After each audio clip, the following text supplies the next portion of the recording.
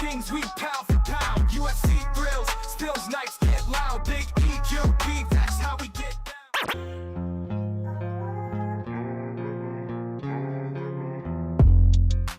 What's up, everybody? Back at it again on a freaking Sunday, hoping that I have zero problems. Oh man, there was so many issues before, and yeah, I hope I got everything fixed. I had help from my boy Tommy from Technically Unsound Podcast, and I appreciate that help. So I worked on it for a long time. I did a lot of testing, so I'm truly hoping that I am good to go. Yeah, now I'm paying attention to everything so closely because I'm like, I have to make sure everything's good. So far so good though, and it took a while before, so we're gonna get into things right now since all other attempts on the show for Thursday failed. We're doing it today. Quick little recap, kind of reaction style for what happened last night with the UFC and the big boxing match. So hopefully we can get through it without any problems. Ooh, okay, that sounds loud. Feel like my mic looked like it was hitting a pretty high point. So I think I just fixed that, hopefully. So yeah, hopefully no problems. Let's get to it because before I get to it though, I do want to make sure I shout out my sponsor, Noctane smelling salts. I definitely need these when I'm having issues like I have been having. So everything's all out of sorts because I was doing all kinds of crazy testing. But yeah, keeps you alert, keeps you awake, and get your brain going a little better too because you wake up and it's nice. So I'm going to go ahead and hit that real quick, and I promise you it looks harsh, and it is, but only for a second. Whew, that one got me good, but I haven't had a good hit like that in a while. Holy shit. My eyes will get watery, but in just a second I'll be perfectly fine. I am right now actually, but my eyes are just watery. Whoo, that one hit me hard. That's the pick me up I needed though. Quick rush of adrenaline, as you can see, and a quick just boost of alertness. So I feel better, and that'll get me going. So check out Noctane smelling salts. This is the most potent bottle they have. That's what the red cap is. They have a black cap that's like mid-range and a white cap that is a lower potency. So you can try that one out to get started instead of going with the very high potency, because that's what I like because I'm used to it. So go check out their website. It's pretty informative and fun to look at. So go check it out. Thank you, Noctane, for the sponsorship.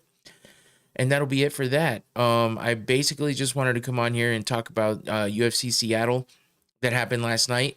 Really good fights. A lot of finishes, which is something we haven't been getting a lot of lately. And then there was a big boxing match that happened during the day yesterday.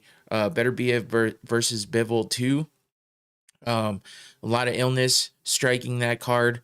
A lot of things happening with that made for some changes, but the fights went on, and they seem pretty decent, I guess. I feel like they were talking this card up to be so crazy because of how many big fights were on it, and of course with the illnesses and stuff that had to change, and it's still made for a decent card, I guess. I didn't get to watch a lot of it because I was doing lots of troubleshooting and trying to figure out all my problems. So I kind of went through highlights and stuff like that this morning to try to get a good beat on what happened, but I was kind of following because it was happening while I was doing a lot of testing yesterday. So I was trying to keep up with it.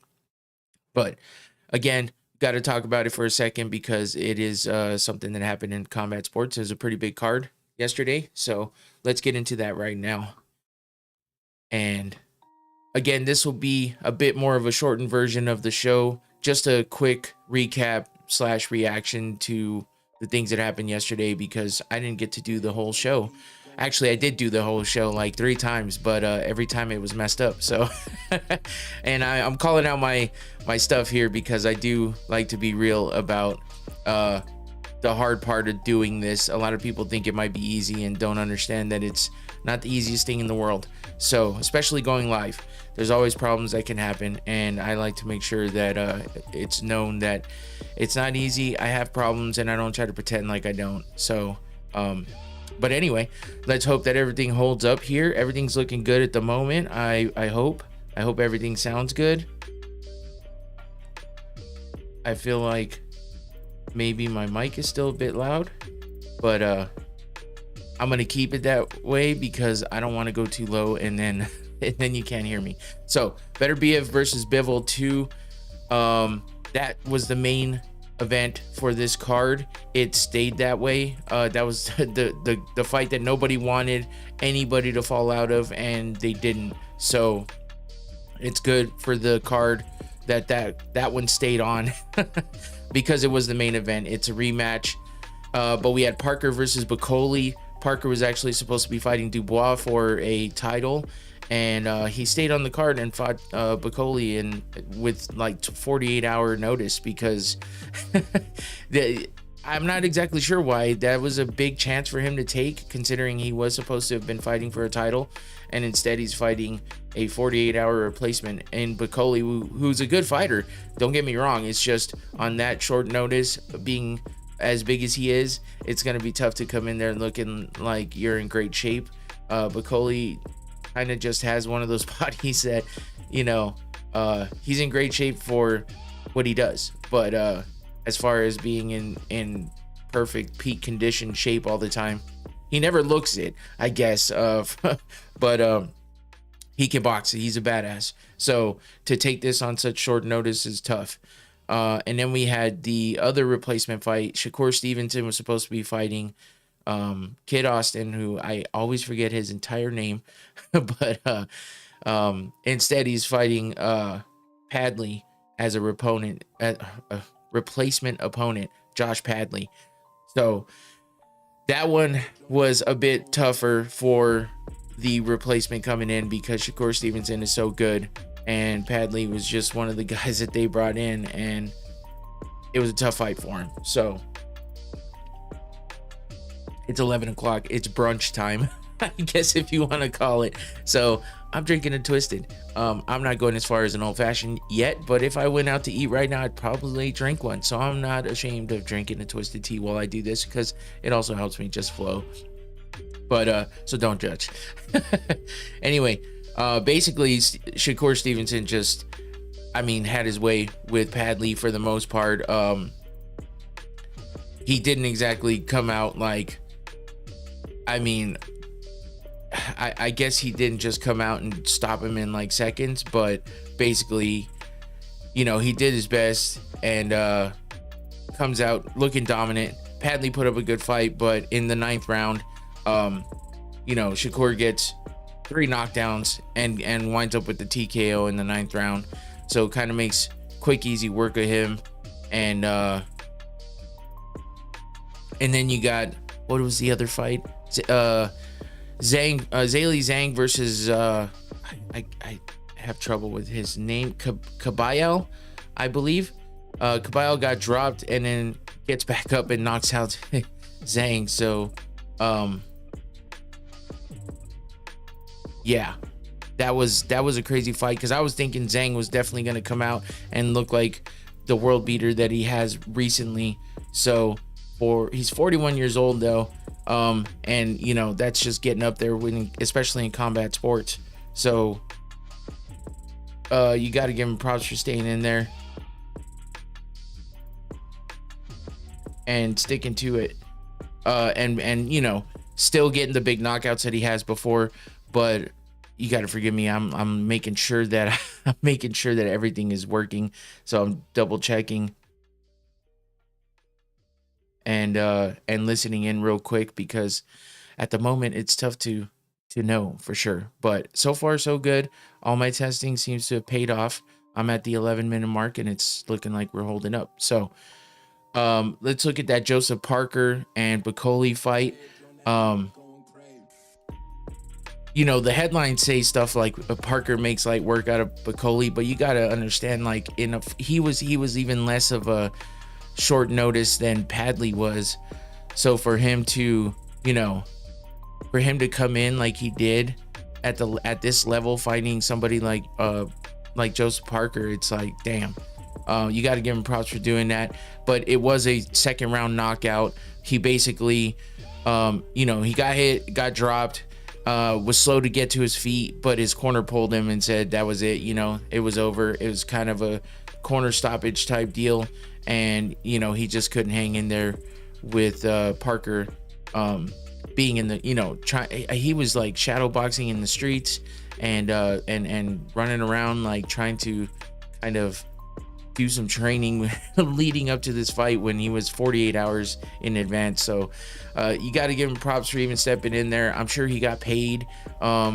He was supposed to be involved in a somewhat of a contender type fight coming up, so hopefully he still gets his shot there. And they keep in consideration the fact that that he did kind of help them out with this card by stepping in short notice. I guess he was in the Congo and made his way over to Riyadh. You know, this is not something that usually happens in boxing. From my understanding and what I've seen in the past, when boxing matches drop out because of you know, weight cutting issues, or because of illnesses, or because of injuries, they don't replace them last minute.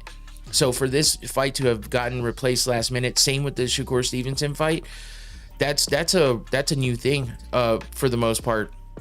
UFC does that all the time. They'll replace people last second. I mean, look at who was it? Wasn't Rob Font, but it was maybe it was Rob Font. No, it wasn't Font. Who was it? Ige. Dan Ige came in on a 4-hour notice to fight Dan Hooker. Was it Dan Hooker?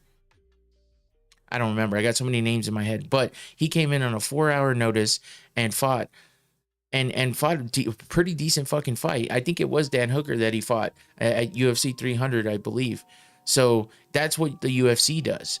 That's not usually what boxing does. If somebody drops out, the fight's off the card and it's done. So this is a bit of a newer, you know, kind of surprising thing that Turkey Al-Sheikh is, you know, implementing with these Riyadh season cards, and kind of seeing that, you know, that can work, that can happen. So he's making it happen and making it work. And you know, I think he pulled it off this time. It may not have been the longest, most exciting, drawn out battles and wars, but you know, the card came together, and it was a success from what my understanding. So you got to give him props for doing that.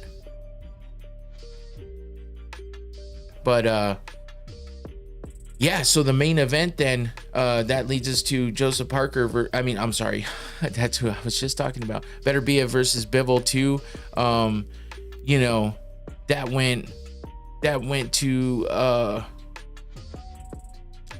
decision. It was a majority decision for Bivol, who gets his revenge on Betterbiev, who beat him previously. So this was the rematch. So we're looking at a trilogy probably going on here. It looked like Bivol was looking like the fresher fighter in the championship round. So, you know, he came out and was able to kind of, you know, put the work on Betterbiev. And even though Betterbiev was able to stun him in the 12th round, wound up catching him a little bit. It was a little bit too late. You know, Bivol just looked like the guy that was in there for the win the whole time. Good combination, stayed behind the jab well, and did everything he could to get that revenge on avenge his loss from before, I should say. So that was a pretty good fight for the main event. And yeah, I feel like this card went off pretty well, considering all the illnesses and stuff that happened with it. So, and that brings us over to what I'm best at talking about, which is MMA. UFC Seattle happened last night. Cejudo versus Song. It ended a little more disappointing than it started, and not really what we were expecting. But sometimes with Cejudo, it is what it is. You got to expect weird shit coming from Cejudo. and he's the king of cringe, and he lives up to that name a lot.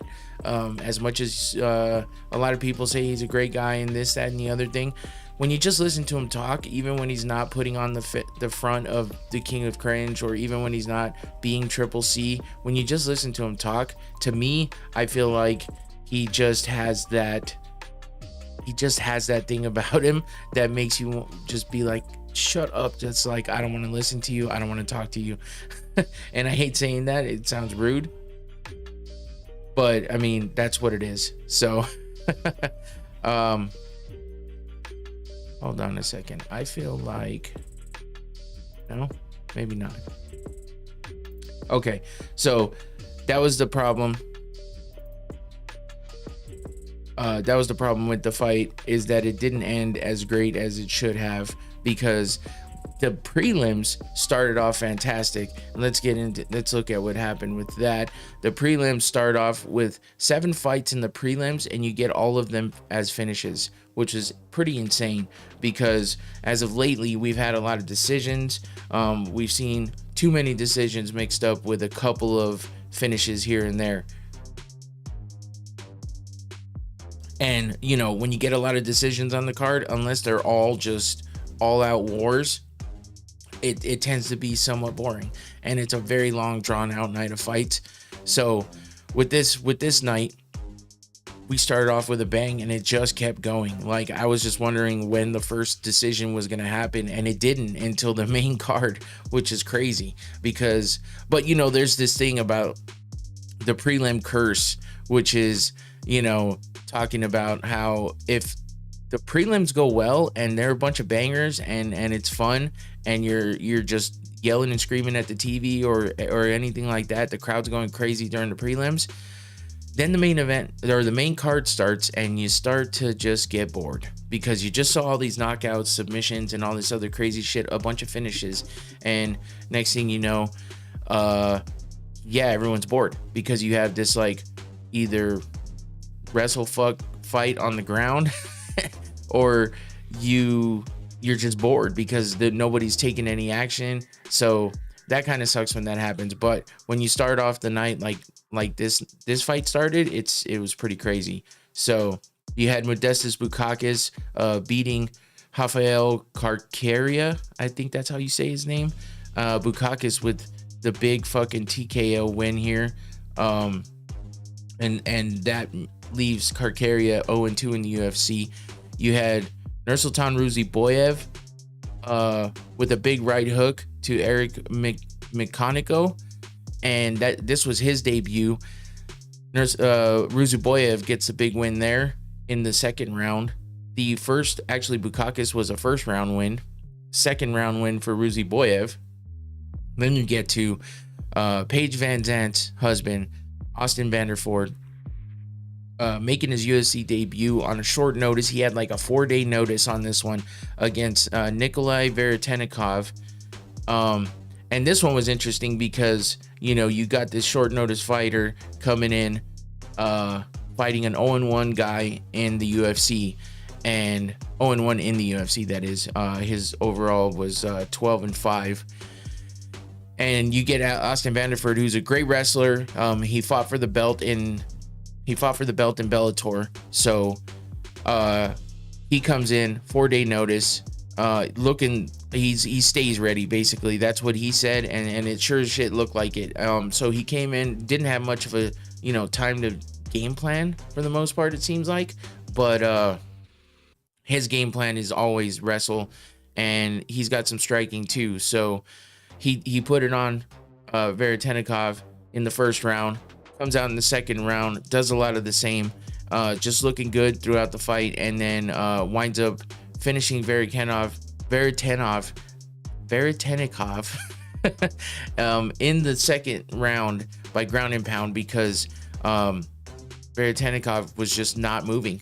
And so he kept trying to tell the ref he was okay, but for some reason he just wouldn't move around, and he was just getting held there. He did have his arms trapped, or one of his arms trapped, and couldn't really do much, so the ref called it, and he wasn't happy with that. Turns around, gets up, argues with the ref for a second, and then goes over to Austin Vanderford and fucking pushes him. After the fight, when Vanderford's, celebrating with his corner, he goes over there, pushes him. Vanderford pushes him back, gives him the double birds, and kind of made Vanderford look a little better because Veretanikov just looked like a sore loser. I mean, it wasn't his fault. The ref stopped the fight. It is what it is. There wasn't anything dirty happening in the fight. Maybe a bit of a headbutt when he went for that takedown, that last takedown that Vanderford got him on the ground with and wound up finishing him there. But it was accidental, if nothing. So, yeah, that's how that one ended. So, pretty decent fight there for Austin Vanderford, making his UFC debut. And he's looking to make his way up the ranks as quickly as possible and get to a championship there. So the next fight, another TKO win, Ricky Simone, or actually I should say KO win for Ricky Simone, because that was a nasty knockout he had over Javid Basharat. Gets a performance of the night bonus on that one. Big straight right hand knocks out Javid Basharat, and that was probably one of the best finishes of the night for sure. That's why he got a bonus for it. And then you get over to Mansour Abdul Malik versus Nick Klein, and Abdul Malik gets the big win here in the second round with strikes against the cage TKO win for him. And then you also got, I see I went out of order here. Oops. Yeah, I'm not sure what I do there. I think I put those out of order. That's all right. And then you got Melquizael Costa. Oh my God, I can't talk. Costa versus Andre Fili. Andre Fili was putting up a pretty decent fight here, but unfortunately he wasn't able to get the win. It was in the first round. Winds up getting stuck in a guillotine choke and tries to make his way out of it. He's usually pretty active on the ground on the bottom, but got stuck in this choke and was not able to get out of it. So guillotine choke win for Costa. And unfortunately, Fili drops that one, and that leads us to the feature prelim here: Ian Kutalaba versus Ibo Aslan. Arm triangle choke submission win for Ian Kutalaba. Pretty impressive there. 2 minutes 51 seconds of the first round. And that brings us to the main card, which you get the fight of the night happening first thing on the main card. Alonzo Menifield versus the debut Julius Walker, making his debut in the UFC. And this was a good back and forth fight. I mean, Julius Walker had Menifield hurt in the first round, and then Menifield just came back and put a bunch of punches on Julius Walker and winds up getting him winds up getting the best of him. And in the end, it was a split decision win, but he gets the win regardless over Julius Walker, who's making his debut in the UFC. Good fight on both sides of the cage on this one, but Menifield gets a much needed win because he was on a losing streak. So next fight, one of the best fights of the night for sure, gets a performance of the bonus here, or performance of the night bonus for John Silva with a first round finish of Melsik Bagdasaryan. And that was a big straight right after he had a little left hook in there, turns Bagdasaryan's face a bit and then hits him with that straight right, knocks him down, kind of looks at him and looks at the ref and throws his hands up like, hey, what the fuck, he's out, he's done. But Bagdasaryan was kind of covering up but looking at the ref as well, so it was kind of obvious. Ref didn't stop it, so Jean Silva jumps down on him, throws one or two punches to the head, starts elbowing to the body, and then the ref finally calls it. So great win for Jean Silva, looking like a badass there. Gets the win in the first round, and that takes us over to Rob Font versus John Matsumoto. Rob Font actually busts up John Matsumoto at the end of the third round, gets him nice and bloody. Rob Font, I mean, it was a little bit of a back and forth fight, which is why it winds up as a split decision here. John Matsumoto looked pretty good in this fight too, but Rob Font comes out with the win there with the split decision win. So Then our co-main event, we got Anthony Fluffy Hernandez versus Brendan Allen. Looking pretty good in this fight. Brendan Allen started off decent, but you know, Fluffy does what he does. Even if he's getting beat a little bit in the beginning, he winds up coming back and getting the win, which he winds up doing here. Unanimous decision win for Fluffy Hernandez in the co-main event, and also one of the many decisions. We only had one finish in the main card, and that was that Jean Silva KO. So I mean, the prelim stuff kind of happened. I mean, these fights were pretty good though all the way through. I mean, the only upsetting one was the main event, which was Song Yadong versus Henry Cejudo. Song Yadong gets the technical decision because of an accidental eye poke. Because they had finished the 3 rounds, Henry Cejudo said he couldn't see. Once you say that to a doctor, they're going to stop the fight. I don't know if he was trying to get out of it or if he really couldn't see and just didn't want to take the chance of getting knocked out or something. But yeah, he got accidentally eye poked, I think twice. Once earlier in the fight that they stopped it for, and then a second time, and the ref didn't take any points. But the second time he gets the eye poke, and it's the end of the 3rd round. He takes all 5 minutes to try to recover, and then he finishes the round. What I think he should have done was, if he truly couldn't see after those 5 minutes were up, he probably should have been like, I'm done there. He would have gotten a no contest or something, I think. Instead, he gets a loss because he waited, couldn't come out for the 4th round. So because 3 rounds had passed, they went to the judges' scorecards, and Henry was down on those cards. They were trading back and forth with leg kicks, which was, you know, fun to watch. But Song seemed to be getting the best of Henry. But Henry still looked fast and still was landing pretty good leg kicks throughout. So for the most part, I mean, Henry didn't look washed up or anything, but he was kind of quick to be done. It looked like he just wanted out after the eye pokes, which I guess I can't really blame him too much when it comes to eye pokes. Those are rough. So yeah, in the end, Song Yadong gets the win, and Henry Cejudo has to see what's coming next. And Dana White had some stuff to say about this at the post-fight press conference. Basically, he was asked if he thought that maybe Henry Cejudo was looking for a way out, and he said, you're gonna have to ask him that question. They were also asking, you know, stuff like, hey, do you think he was, you know, trying to game the system and figure out a way? And I think that's kind of a stupid question, because I think if he was trying to game the system, he would have said after his 5 minutes were up in the break that they gave him, he probably would have said then and there, hey, I can't continue. And that would have caused him to either get a win or by disqualification or a no contest at least. And then he wouldn't have gotten a loss on his record. So then, you know, they're asking if Dana wants to see the rematch, and he's like, hell no, why would I want to see that rematch? He goes, what do you think? We should do it in a couple months after the eye feels better? Like, what do you think? It doesn't make sense. Henry and Song were calling for the rematch, but it doesn't sound like Dana wants to make that rematch, so it's probably not going to be something that happens.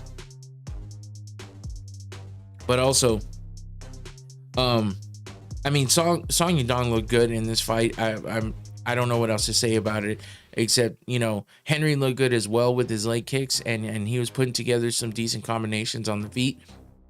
He didn't go hard on the wrestling, so I'm not sure what's up with that, but it I just realized something that I messed up. But for the most part, you know, he held his own, and it just seemed like it was a quick stop. So there's not much more to say besides that. Like, he got out of there because he said he couldn't see.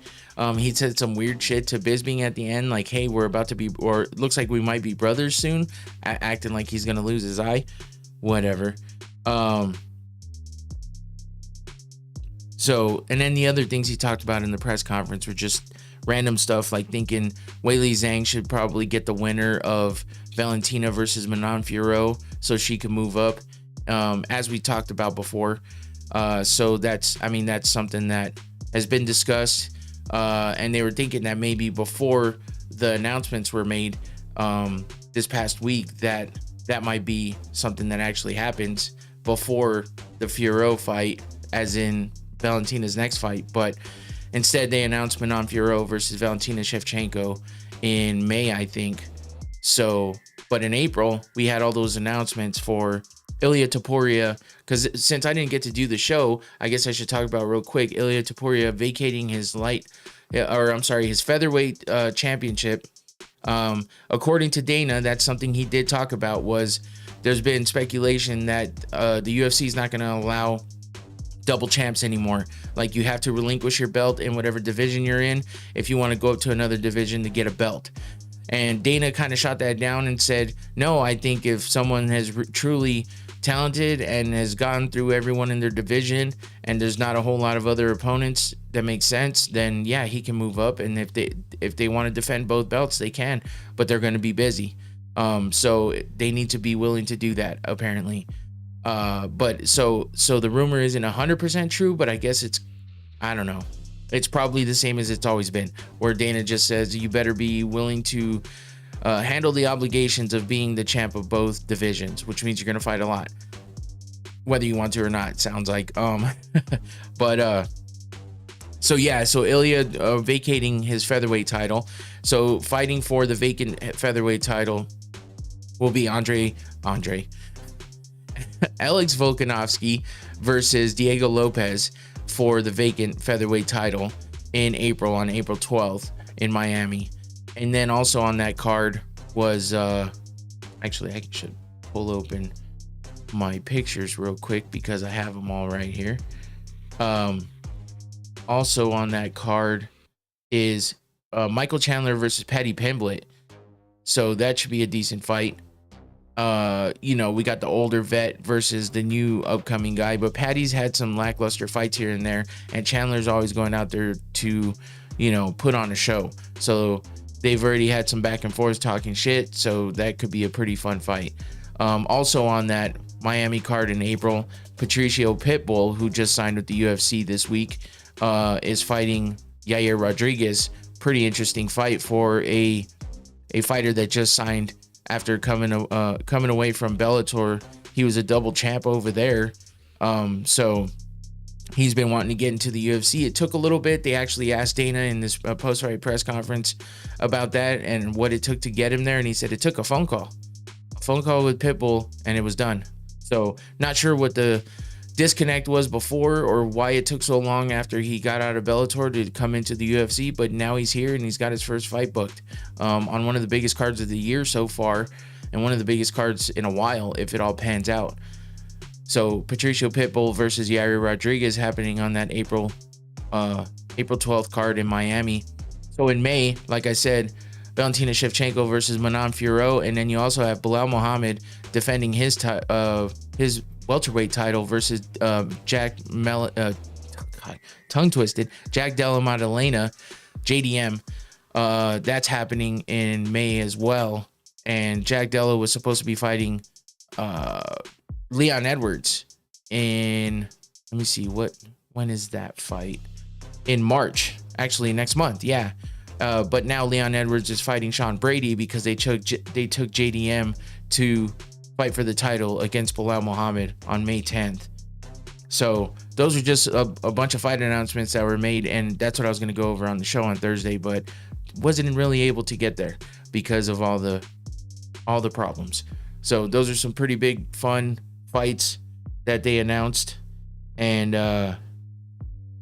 yeah. Oh, and also they're talking about Aaron Pico possibly coming to the UFC, and apparently, according to Dana, Sean Shelby loves Jean Silva, so he's gonna keep getting some great fights, fun fights, and working his way up there because apparently Sean Shelby loves that dude, but he also loves Aaron Pico. So he said, when you're in good with these matchmakers, they work for you. They do their best to get you in there and get everything that they want done with you. So sounds like there's promise for Aaron Pico coming to the UFC as well.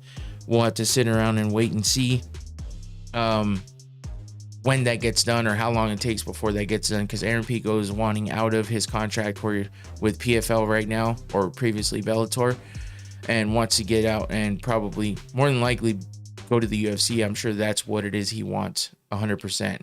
So, but yeah. And then what was the other thing? Oh, and then the only other thing he really had to say in the post-fight press conference was talking about the Vanderford Veretennikov issue. People were asking him if he was going to get a lifetime ban or if he was going to get released or cut or something like that because of what he did. And Dana just said no. It's not like Paul Daly, because they were saying like Paul Daly got the whole ban back in the day for punching Josh Koscheck after the bell, and he goes no, Paul Daly punched him. He's like, Veretennikov just pushed him. He's like, it's no big deal. It's not a big deal. It was handled. It was stopped. It was done in the cage. No big deal. He's like, there's way worse shit that happens in the back that would have all of you crying and talking about who's going to get cut and who's going to get banned for life. So this was nothing, which is, you just don't see it a lot. Remember we saw Mohamed Mokaev versus Manel Kape, and they were like trying to fight before they were even getting announced, and then they get in there and don't even actually fight. So there's things like that happen, and extra security needs to come in and stuff. But we haven't had a big ordeal since like Conor versus Khabib, so nothing crazy has really happened. No big deal.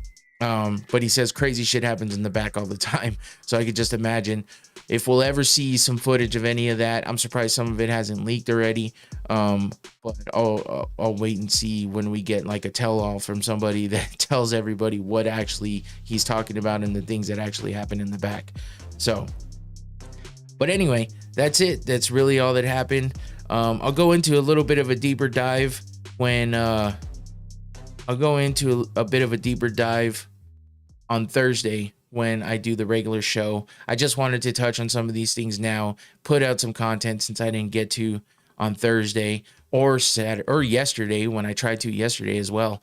But that's really all I can do is try to put some extra stuff out there, get something going for the week at least, because it had been over a week since I got anything out there. Happy that it held up. I believe it held up. Seems like everything's been fine. Everything's looked good. I've had an excellent on my YouTube live studio control panel, so that's good. My CPU usage isn't crazy. So again, I appreciate Tommy from the Technically Unsound podcast. He helped me out and walked me through some of this stuff and helped me test and stuff. And that's just kind of what I needed at the moment. I was asking him questions. He said he would jump on, and there we go. So I feel like we got it fixed. I have faced these issues before with some of the watch party stuff I was doing back in the day, and it seemed like a lot of the same problems. So I have some notes, and I have to definitely make sure that I pay attention to those things when I'm having issues. I'm going to try to do some like bi-weekly or at least monthly checks on some of these things to make sure these things haven't changed. That was a lot of the problems. Some settings had changed.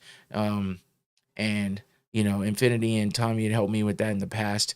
So that's why I like having people that are involved in doing all of this stuff, because then we can lean on each other and help each other out with problems. And I appreciate the help 100%, like appreciate it. So hopefully everything was good with this. I'll listen back. I know it's a weird time, different time than usual, but at least we got a show and a little bit of a shortened show, but we'll go deeper and we'll get into what's happening next week. Let's see, what are we talking about next week? We have, Manel Kape, who I was just talking about, versus Asu Almabayev. That's happening next weekend. Cody Brundage versus Julian Marquez. Nasrat Hakparas versus Esteban Ribovics. That should be a fun fight. Austin Lane versus Mario Pinto. I cannot believe Austin Lane is still in the UFC. It's insane. Hyder Emil versus William Gomez. Danny Barlow versus Sam Patterson. So, not a crazy stacked card, but just another fight night. Andrea Lee versus JJ Aldridge in the undercard. Douglas Silva de Andrade versus John Castaneda. Chepe Mariscal versus Ricardo Ramos. Danny Silva versus Lucas Almeida. Damn, Montana De La Rosa versus Luana Carolina. Some of these preliminary cards fights are seem a little better than the main card. So yeah, come back next week. We'll preview all that, talk about any other combat sports news that comes up between now and then. I go live Thursdays at 7 p.m. normally. This was a fun little quick pop-up, but I might be doing more of these. So especially on Sundays to get some quick reactions to the fights that happened the night before. So as for me right now, though, that'll do it. I appreciate everybody that was here checking in. If you're watching this later, thank you for watching at all. I always appreciate all the support. Thank you to Noctane Smelling Salts. Gave me the nice alert feeling I needed this morning because it's, it's early. It's a different time than usual. And I'm here trying to do this damn thing and make sure that everything stays working well. And it seems like it has. So I'm happy about that. And I hope that keeps up and nothing changes between now and Thursday so we can get back to the regular show on Thursday. So come back for that. Don't forget to like and subscribe. Follow all my social media. It's been going on down there the whole time. And yeah, I've been posting a lot of TikToks and trying to get more content put up on all the pages. So go check it out. That's it for me. I'm out of here. Take it easy. Peace.